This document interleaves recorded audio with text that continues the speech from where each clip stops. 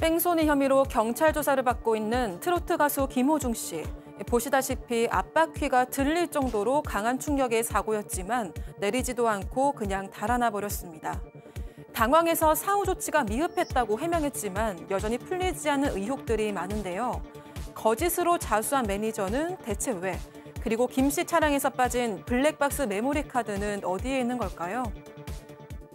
자, 속보가 오늘 계속 나오더라고요. 경찰이 압수수색 영장을 냈다, 부터 시작해서.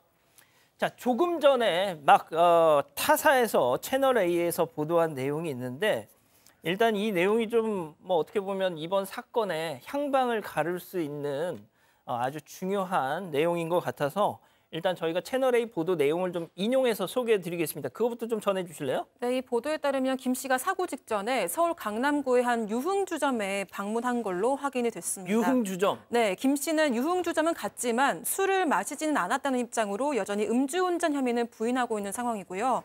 또 매니저가 본인 옷을 입고 자수한 부분도 상의하지 않아서 몰랐다고 밝혔습니다. 또 블랙박스 메모리 카드도 원래부터 없었다고 주장하고 있습니다. 자, 일단 조금만 더 이 내용을 좀 정리하고 가죠. 후속 기사들이 계속 쏟아져 나오고 있는데요. 네, 이 사건은 지난 9일 오후 11시 40분쯤 강남의 한 도로에서 일어났습니다. 김호중 씨의 SUV 차량이 중앙선을 넘어서 반대 차선에 있던 택시를 들이받고 그대로 도주한 겁니다. 이후에도 빠른 속도로 골목을 지나가는 장면이 CCTV에 담겨 있는데요. 당시 목격자도 있었는데 직접 들어보시겠습니다. 실시간으로 봤죠. 이 차를 올라타더라고요. 윙 하고 도망가더라고요. 그래서 제 차로 여기 입구를 막으려다가 사고 날 것 같아서 안 막았어요. 네, 들으신 대로 목격자가 SUV 차량을 막으려고 했지만 사고가 날 것 같아서 막지 못했다고 합니다. 술은 안 마셨는데 유흥주점은 들렸다. 이게 들렀다. 이게 채널A 보도 내용인데 자, 모르겠습니다. 방금 보신 그 영상 속 사고를 내놓고 김호중 씨는 경찰서에 17시간 만에 나타났다는 겁니다. 그것도 경찰이 출석하세요, 출석하세요 문자, 전화 몇 번을 연락한 끝에 말이죠. 네, 그렇습니다. 조금 더 설명을 해드리면요. 경찰이 저 영상에서의 저 차 주인이 가수 김호중 씨인 거를 확인을 합니다. 그다음에 김호중 씨에게 문자로 출석하세요라고 보냈는데 연락이 되지 않았어요. 그래서 그 후에 수차례에 걸쳐서 문자, 전화 이렇게 출석을 요청했지만 경찰서에 오지 않았습니다. 근데 사고 2시간 후에 경찰서로 누가 한 명이 왔는데 김호중 씨가 아니라 김호중 씨의 매니저가 온 거예요. 근데 이제 경찰이 여러 가지로 이제 이런 거에 능하지 않습니까? 그래서 이 차의 주인은 당신이 아니라 김호중 씨다라는 것을 토대로 집중 추궁했고 결국에는 이제 17시가 지난 그 다음 날 오후 4시가 넘어서야 김호중 씨가 경찰서로 왔고 결국에는 자신이 운전했다라고 밝혔습니다. 그 매니저가 경찰서에 왔을 때 어떤 차림이었냐? 방금 아까 보신 그 영상 속 사고가 났을 때 김호중 씨가 입고 있던 그 옷을 입고 매니저가 등장을 했습니다. 자, 그럼 여기서 첫 번째 사건 체크포인트 짚어보죠.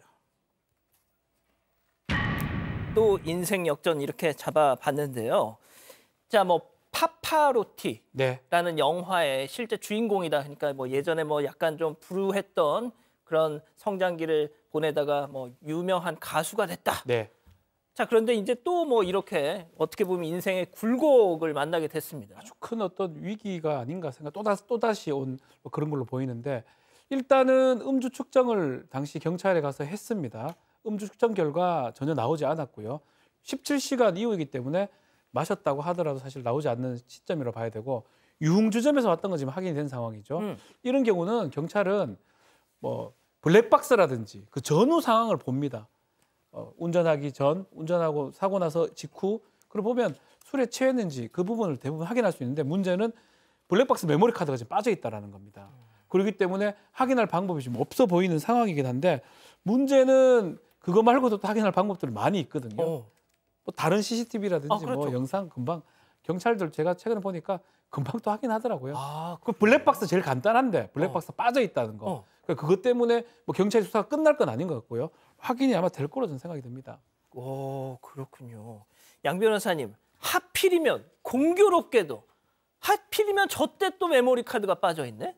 그러니까 블랙박스에서 메모리 카드를 뺄 일이 있던가요? 사실 뭐 사고 겪으신 분들 아시겠지만 사고가 나서 증거를 찾을 때도 되게 보험회사에서 메모리 카드 빼는 경우 많지 않습니다. 그냥 촬영하는 경우가 오히려 더 많아서요. 도대체 어떻게 된 것인지 확인을 하기 위해서 경찰이 이제 압수수색 영장을 신청을 했습니다.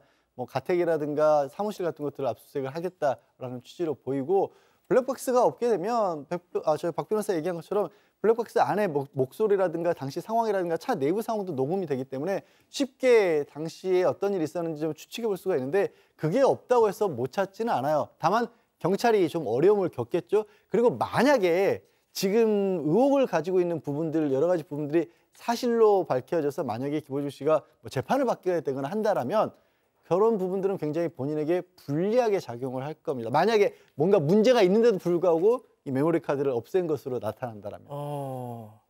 자, 교수님, 네. 이게 내 얘기를 하면 할수록 계속 좀 뭔가 석연찮은 부분이 계속 나옵니다, 이거. 그렇죠. 지금 이제 저희가 얘기한 거를 종합해서 보면 김호중 씨가 사고를 뺑소니를 내고 이 매니저하고 전화를 해서 이거를 의논한 후에 매니저를 만나서 옷을 벗어주고 그다음에 이제 그 옷을 입고 매니저가 가서 경찰서로 갔다라는 것까지 이제 대략 밝혀진 건데, 여기서 이제 경찰은 혹시 변호사의 조력을 받았나, 조언을 받았나까지도 지금 수사하고 있다는데요.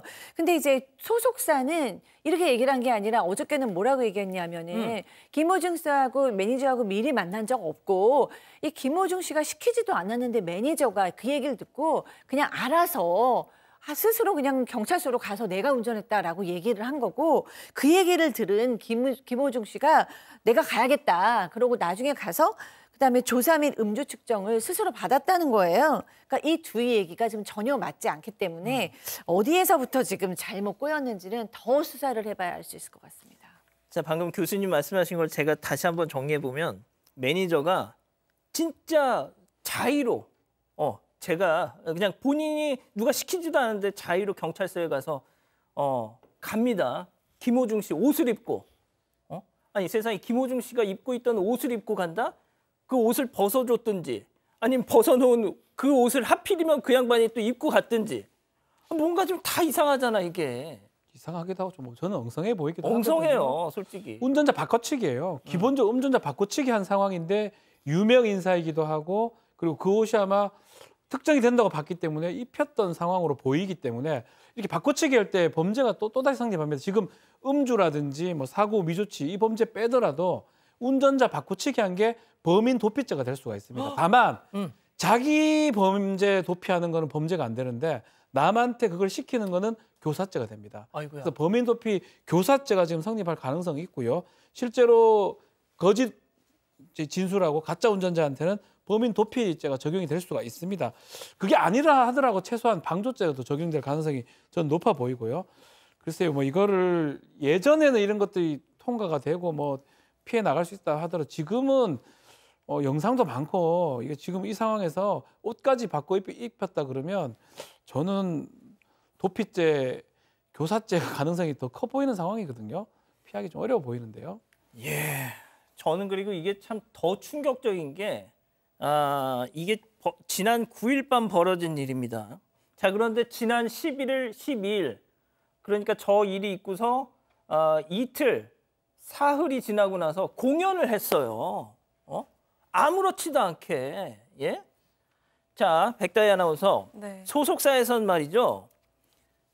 진짜 전 소속사가 정말 정말 헛웃음이 나오는데, 어떠한 경우에도 아티스트를 지킬 것이다. 무슨 독립운동했어요 지금 이게? 네, 그런 입장을 밝혔습니다. 김 씨 소속사는 예정된 전국 공연 일정을 변경 없이 진행하겠다면서 어떠한 경우에도 아티스트를 지킬 것을 약속드린다는 입장을 내놨습니다. 김 씨는 지난달 20일부터 다음 달 2일까지 전국 순회 공연을 진행 중이었고요. 사고를 낸 직후인 지난 11일과 12일에도 경기도 고양에서 공연을 진행했습니다. 다만 이건 언론에 사고 사실이 알려지기 이전인데요. 김 씨는 공연 후 팬카페에 사랑과 아름다움이 넘쳐 흐르는 시간이었다면서 이 느낌, 이 감정 그대로 가지고 창원으로 달려가겠다. 남은 주말 잘 보내시고 안전하게 귀가해달라고 당부했습니다. 누리꾼들은 본인이 뺑소니 사고를 내놓고 팬들에게 안전 귀가를 당부하냐면서 황당하다는 반응을 보였습니다.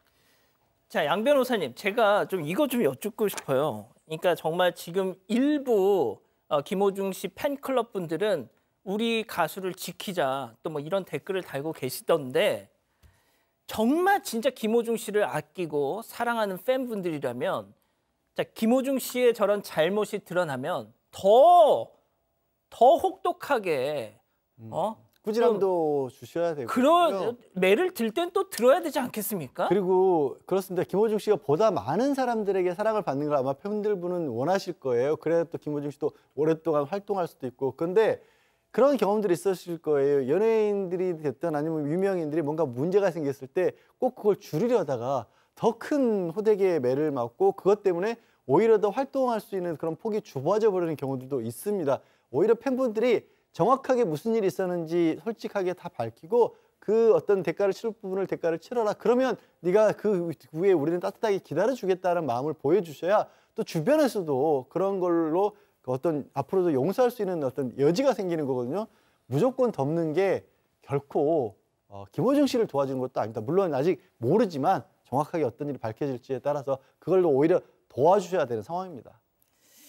자, 일부 또 팬클럽 분들 김호중 씨 팬클럽 이름이 아리스라고 해요. 뭐 보라색 막 이렇게 가수 기 살려주자라면서 콘서트 지금 남은 콘서트 일정 지금 표가 아직 좀 남았다 그래서 이럴 때일수록 우리 가수 뭐 기 살려주자 뭐 이런 말씀을 하신다는데 이거는 그렇게 대응하시는 건 아닌 것 같아요 정말.